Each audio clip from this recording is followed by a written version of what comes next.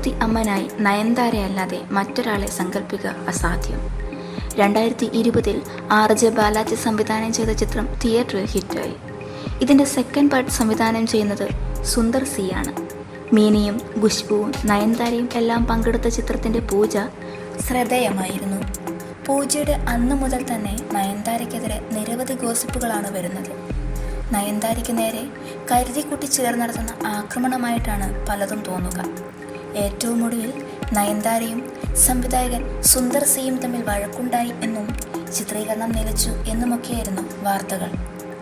വസ്ത്രധാരണത്തെ ചൊല്ലി നയൻതാരയും സുന്ദർ സിയുടെ അസിസ്റ്റന്റ് ഡയറക്ടറും തമ്മിൽ വാഗ്വാദം ഉണ്ടായെന്നും സുന്ദർ നയൻതാരയോട് ദേഷ്യപ്പെട്ടുവെന്നുമൊക്കെയായിരുന്നു പ്രചരണം.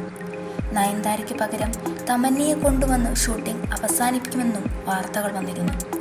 ഇപ്പോഴിതാ ഈ വാർത്തയോട് പ്രതികരിച്ച് രംഗത്തെത്തിയിരിക്കുകയാണ് സുന്ദറിൻ്റെ ഭാര്യയും നിർമ്മാതാക്കളിൽ ഒരാളുമായ ഖുശ്ബു സുന്ദർ.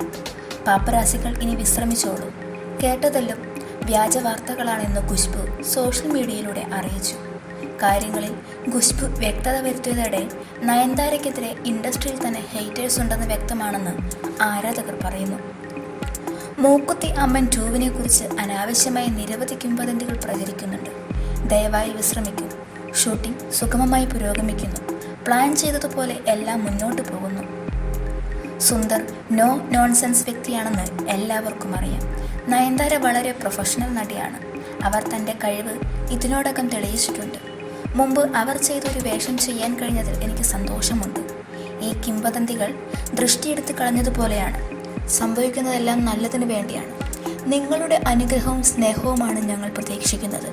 എപ്പോഴും ഞങ്ങളോടൊപ്പം ഉണ്ടായിരുന്നതിന് നന്ദി എന്നാണ് ഖുശ്ബു സോഷ്യൽ മീഡിയയിൽ കുറിച്ചത്.